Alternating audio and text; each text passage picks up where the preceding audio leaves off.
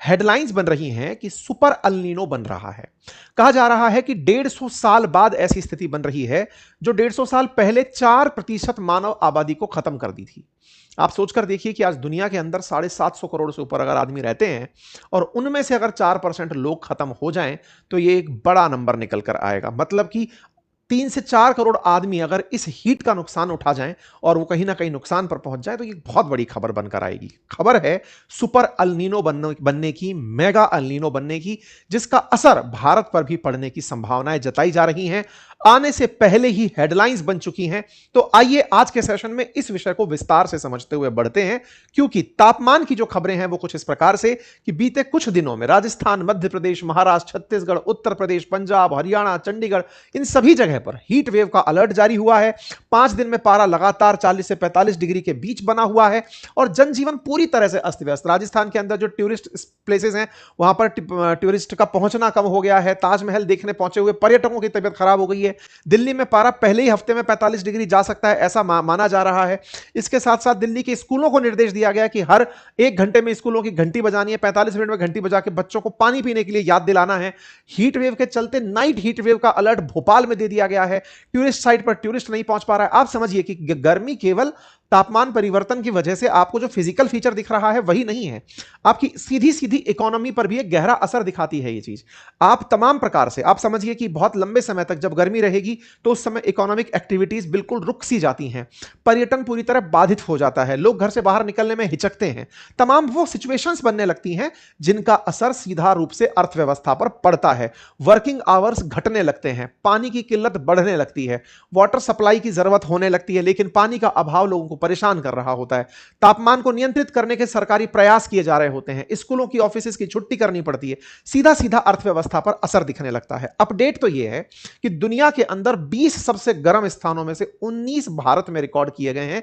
यह 21 अप्रैल का ही up to date data है जो वर्ल्ड के लिए निकाला गया है। यहां पर आप स्टे सेफ मतलब यहां पर रखते हुए आप अगर आप इस डेटा को देखें तो इसमें केवल एक जगह 13वें नंबर पर आई है लुम्बिनी नेपाल के अंदर, बाकी सब शहर भारत के हैं जहां पर टेंपरेचर 40 डिग्री सेंटीग्रेड से ऑलरेडी ऊपर चल रहा है।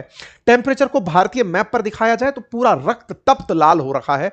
पूरा पूरा भारत, केवल पहाड़ी इलाकों में हल्की सी अभी राहत बची है जहां पर टेंपरेचर के अंदर राहत है, अदरवाइज प्लेनर एरिया पूरी तरह गर्मा चुका है। तो चलिए इसके कारण को समझते हैं। आप में से बहुत सारे लोग इसके पीछे का एंथ्रोपोजेनिक कारण बताएंगे कि सब मानवजन्य कारण है, इंसान ने ही ये सब किया है। बिल्कुल आप सही कह रहे हैं, लेकिन इंसान की अपनी एक लिमिट है और प्रकृति की अपनी एक लिमिट है, और प्रकृति कहां तक नुकसानदायक हो सकती है यदि इंसान ने उसके साथ छेड़खानी की तो उसके नमूने को समझने का प्रयास करते हैं। हीट वेव के पीछे एक ज्योग्राफिकल फीचर जिसका नाम है अल नीनो, उसको समझने का प्रयास करते हैं।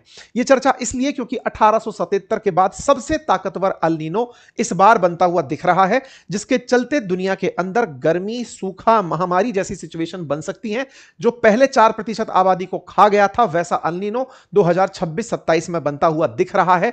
इसीलिए आप और हम इस विषय के ऊपर चर्चा कर रहे हैं। तो साहब ये अल नीनो किस राक्षस का नाम है? नहीं साहब, ये ज्योग्राफिकल फिनोमिनन है जिसको आप और हम चर्चा करेंगे, लेकिन उसको समझें उससे पहले कुछ बेसिक सी बात समझ लेते हैं। और बेसिक सी बात समझने के लिए कुछ ऐसे समझिए कि अगर आप और हम गर्म पानी को कभी ऑब्जर्व करें तो यह नोटिस करते हैं कि गर्म पानी की भाप ऊपर उठती है, जहां पर वो उठती है जितना ऊपर जाती है कंडेंस होती है, पानी की बूंद में बदलती है और गिर जाती है।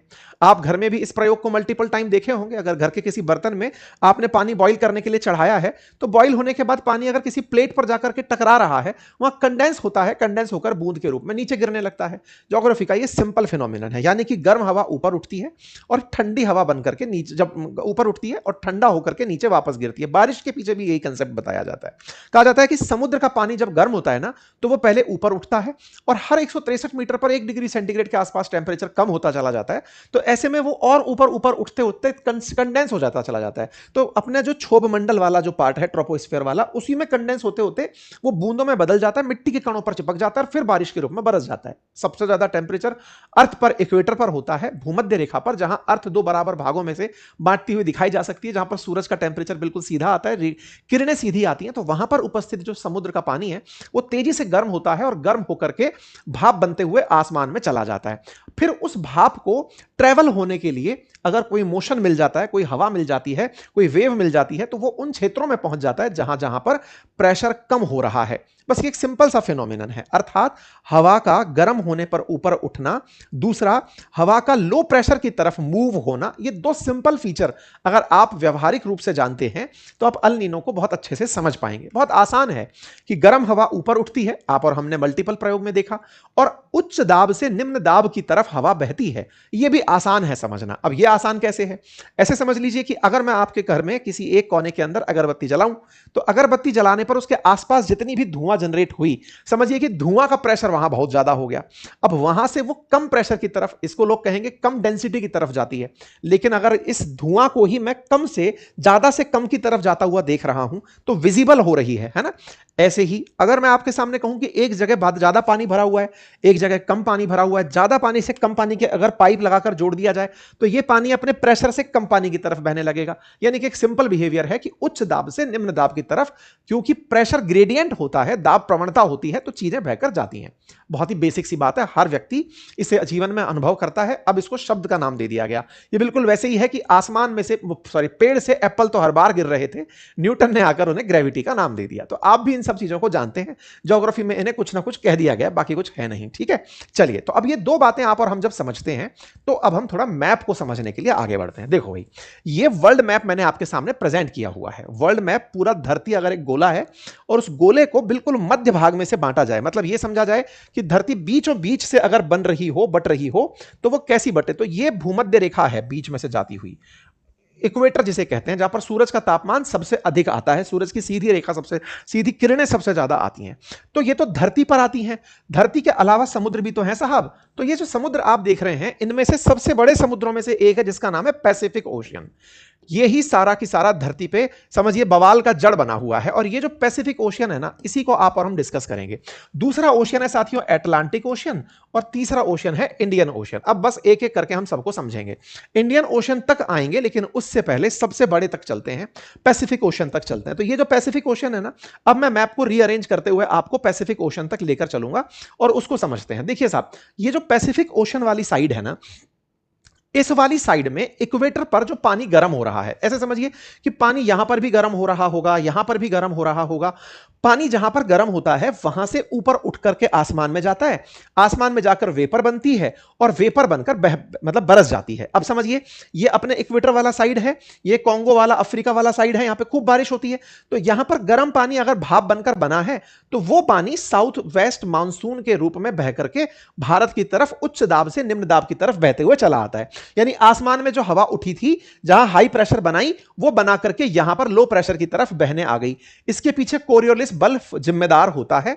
आप फिलहाल के लिए यह समझ लीजिए कि उच्च दाब से निम्न दाब की तरफ हवाएं बहते हुए चली आती हैं। ठीक है साहब, कैसे? तो ऐसे समझिए, ये रहा अपना प्यारा भारत। अब इस प्यारे भारत को अगर आप ऑब्जर्व करते चले तो अपने इस भारत के दक्षिण में ये अफ्रीका वाला जो सीन था, जो मैंने आपको यहां पर दिखाया था, इक्वेटर के ऊपर जो अफ्रीका वाला हिस्सा था, इस अफ्रीका के पास में हाई प्रेशर जनरेट हुआ और हाई प्रेशर जनरेट होते हुए ये आकर के बारिश के रूप में भारत की तरफ बहना शुरू हो गया। तो भारत के अंदर बारिश आ जाती है। अब ये कहेंगे साहब, ये सब बातें हमें क्यों बता रहे हो? इसको बताने के लिए अब मैं आपको थोड़ा और ज्योग्राफी में डीप डाइव कराने का प्रयास करता हूं। ये जो भी बातें मैं आपको बोलता चला जा रहा हूं, 11th 12th की ज्योग्राफी में, 9th 10th की ज्योग्राफी की पुस्तकों में इनके ऊपर डिटेल में चैप्टर दिए हुए हैं। यूपीएससी, स्टेट पीसीएस के एग्जाम्स में ये भर भर के सवाल पूछे जाते हैं। मानसून के ऊपर कई बार घंटों तक के लेक्चर लिए जा सकते हैं, फिर भी आप और हम इन्हें बहुत आसान रूप से समझने का प्रयास करते हैं।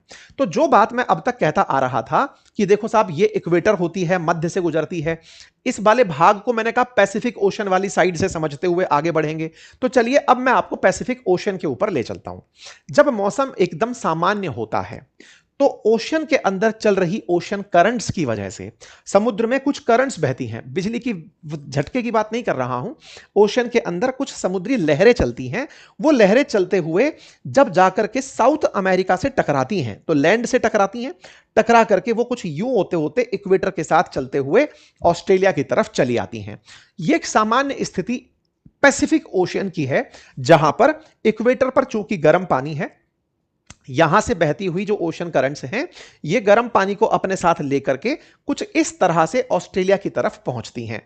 ये अपना ऑस्ट्रेलिया और ऑस्ट्रेलिया के साथ में ये इंडोनेशिया और ये आसियान कंट्रीज वाला एरिया, आसियान पार करते ही इंडिया है। मैं चेक करा दूं, इधर देख लो भाई, ये ऑस्ट्रेलिया, ऑस्ट्रेलिया के बाद में ये सारे के सारे आसियान कंट्रीज, इनके पार होते ही इंडियन ओशन वाला एरिया, यहां से चीजें भारत के लिए निकल कर आती हैं। मतलब ये समझिए कि मैं आपको ऑस्ट्रेलिया से इस तरफ वाली चीजें समझा रहा हूं फिलहाल, ठीक है।